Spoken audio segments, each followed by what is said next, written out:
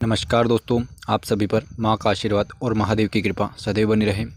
कई बार छोटी सी भूल बहुत बड़े नुकसान का कारण बन जाती है। जिस प्रकार एक पानी से भरे पात्र में यदि एक छोटा सा बहुत बारीक सा छिद्र हो जाए तो धीरे धीरे पूरा पानी का बाहर आ जाता है, पात्र खाली हो जाता है। उसी प्रकार साधना मार्ग में कड़ी साधनाएँ जब साधक करते हैं तो कई बार बहुत छोटी छोटी मालूम होने वाली जो बातें और नियम होते हैं वह जानकारी ना होने के कारण साधक लोग फॉलो नहीं करते हैं और जाने अनजाने अपनी मंत्र जप की ऊर्जा को क्षीण कर देते हैं। मंत्र का प्रभाव नहीं होता, यह साधना में अध्यात्म में प्रगति नहीं दिखती।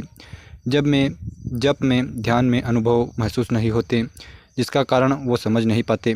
तो आज इस वीडियो में हम बहुत ही महत्वपूर्ण विषय के ऊपर बात कर रहे हैं, बहुत ही महत्वपूर्ण खास नियमों के ऊपर बात कर रहे हैं जो आपको नित्य अपनी पूजा में, भक्ति में, साधना में जिनका पालन आपको अवश्य करना है। ये वो बातें हैं जो दिखने में छोटी छोटी है लेकिन बहुत ही गहरी हैं और आपकी धार्मिक अनुष्ठान जो भी आप कर रहे हैं उसकी सफलता से संबंधित हैं। इन नियमों को यदि आप फॉलो करते हैं तो आपके जो मंत्रों की ऊर्जा है वो सुरक्षित रहेगी, देव शक्तियों की कृपा आप पर बनी रहेगी।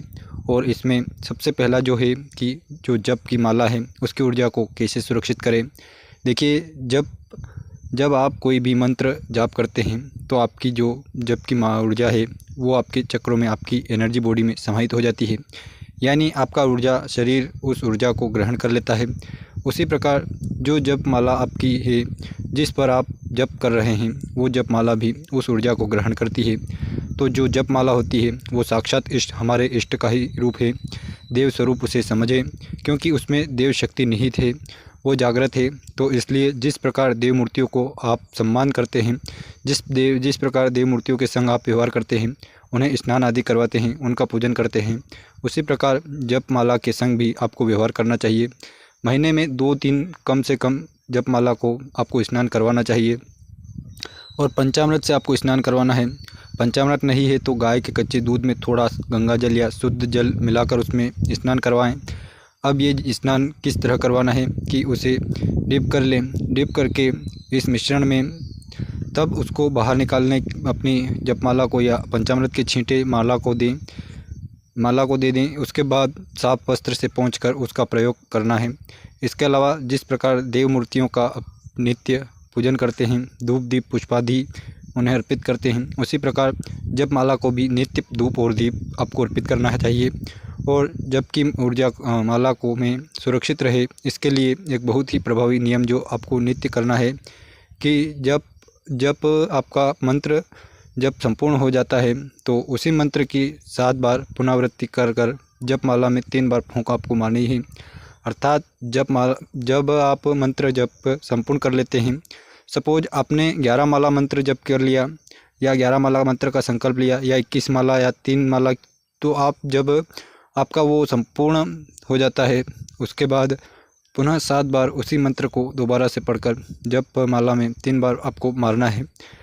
आप ही अपने इष्ट से, माँ से प्रार्थना करें कि जप की माला की ऊर्जा है वो सुरक्षित रहे। इसके अलावा घर के मंदिर में एक जगह माला की जो जगह है वो निश्चित कर लें, इधर उधर कहीं भी माला को नहीं रखना है। कई लोग खूंटी में माला टांग देते हैं जो बिल्कुल गलत है।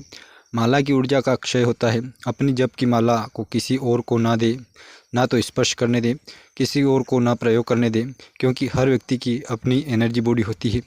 अगर 2 व्यक्ति एक साथ जप माला का प्रयोग करते हैं तो एनर्जीज का आपस में घर्षण होता है, यानी टकराव होता है, और इससे जो जप की ऊर्जा, जो सुमाला के अंदर की जो शक्ति है उसका क्षय होता है। साथ ही जब माला में से जाप कर रहे हैं तो माला दिखनी नहीं चाहिए, अपने हाथ को कवर करके रखें। इसके अलावा इसके लिए आप गोमुखी का भी प्रयोग कर सकते हैं जो मार्केट में आपको आसानी से उपलब्ध हो जाए। दूसरा महत्वपूर्ण पॉइंट आपकी पूजा स्थल के बारे में है। जिस कमरे में आप पूजा कर रहे हैं, जहां आपकी देव मूर्तियां स्थापित हैं, उस कमरे को एक साधारण कमरा आपको नहीं समझना है।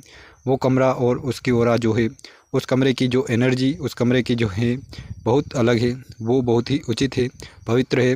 तो जब भी आप अपनी पूजा के कमरे में प्रवेश करें तो ये सोचकर प्रवेश करें कि आप एक शक्ति पुंज में प्रवेश कर रहे हैं, एक ऊर्जा के घेरे के अंदर आप प्रवेश कर रहे हैं, जहाँ आपके इष्ट की शक्तियाँ हैं, आपकी जिन देवों की आप पूजा कर रहे हैं, करते हैं, वो शक्तियाँ वहाँ हैं।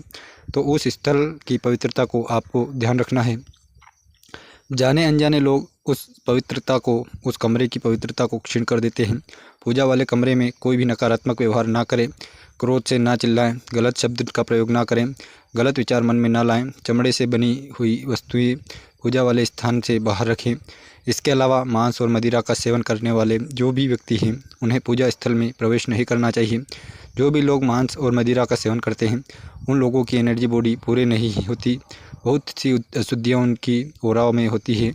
जो भी क्लियर होते हैं, क्लियर अर्थात जिन लोगों के पास ये शक्ति होती है कि वो ऊर्जा शरीर को देख सकें, तो वो इन चीज़ों को स्पष्ट रूप से देख सकते हैं। ऐसे लोगों की अशुद्ध होती है, उनके आभामंडल में बहुत सारे स्पॉट होते हैं, ग्रे कलर के, ब्लैक कलर के ओरा उनकी होती है। इसके अलावा कटी फटी और ओरा होती है। तो ऐसे लोगों के पूजा स्थल में प्रवेश करने से पूजा स्थल की पवित्रता पर नकारात्मक प्रभाव पड़ता है। तीसरा पॉइंट आहार को लेकर है। जितना आहार आपका एक साथ होगा उतना तब बल बढ़ेगा और मंत्रों का साधनाओं का लाभ उतना ही ज़्यादा आपको मिलेगा। तो मांस और मदिरा ये दोनों चीज़ें साधकों को स्पर्श नहीं करनी है। किसी जीव की हत्या करके उसका भक्षण करना ये अक्षम्य अपराध है, एक ऐसा पाप है जिसका भुगतान आगे चलकर करना होता है। साथ ही मदिरा सेवन भी साधकों के लिए वर्जित है। ये दोनों चीज़ें आपके आभामंडल को दूषित करती हैं, देव शक्तियाँ नाराज होती है और माँ कभी भी ऐसी चीज़ों को, ऐसी पूजा को स्वीकार नहीं करते। और मदिरा सेवन भी मांस भक्षण के समान निंदनीय है, क्योंकि इसका प्रभाव सिर्फ एक व्यक्ति पर नहीं पड़ता, पूरे परिवार पर पड़ता है, आसपास के लोगों पर पड़ता है, समाज पर पड़ता है। देव मूर्तियों को स्पर्श करने का अधिकार नहीं है। ऐसी पूजा माँ स्वीकार नहीं करती।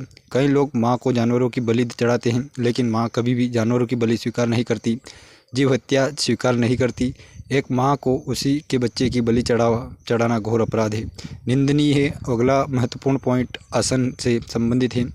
जो उस पूजा का साधना का जो आसन है उसकी पवित्रता का ध्यान रखना बहुत आवश्यक है। कई लोग आसन को पाँव से इधर उधर सरका देते हैं, तो उसको पाँव से सरकाना नहीं है। अगर आपको उसे यथास्थिति रखना है आसन को, तो अपने हाथों से उस रखें और आपके पास आसन का प्रयोग कोई दूसरा व्यक्ति ना करें। इस चीज़ का ध्यान रखें। बिना आसन के किया गया जाप व्यर्थ हो जाता है, क्योंकि जाप करते हुए जो ऊर्जा हमारे शरीर से निकलती है वो आसन उसे ग्रहण करता है। यदि बिना आसन के जाप किया जाता है तो ऊर्जा बिखर जाती है या पृथ्वी में समाहित हो जाती है। इसके अलावा जब आपकी पूजा संपूर्ण हो जाती है तो उसके बाद आसन को दोनों हाथों से प्रणाम करके उसे अपने माथे से स्पर्श करके तब उसे यथास्थान आपको रखना चाहिए।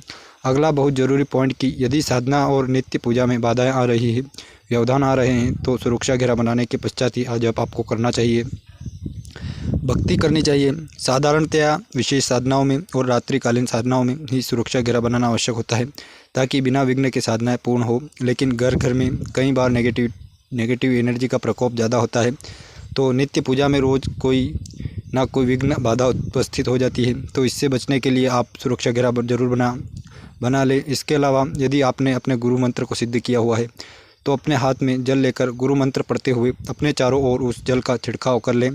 अपने गुरु से और अपने इष्ट से प्रार्थना करें कि आपकी पूजा निर्विघ्न संपूर्ण हो, कोई भी विघ्न बाधा, कोई भी नकारात्मक शक्ति आपकी पूजा, आपकी साधना में विघ्न उपस्थित ना कर सके।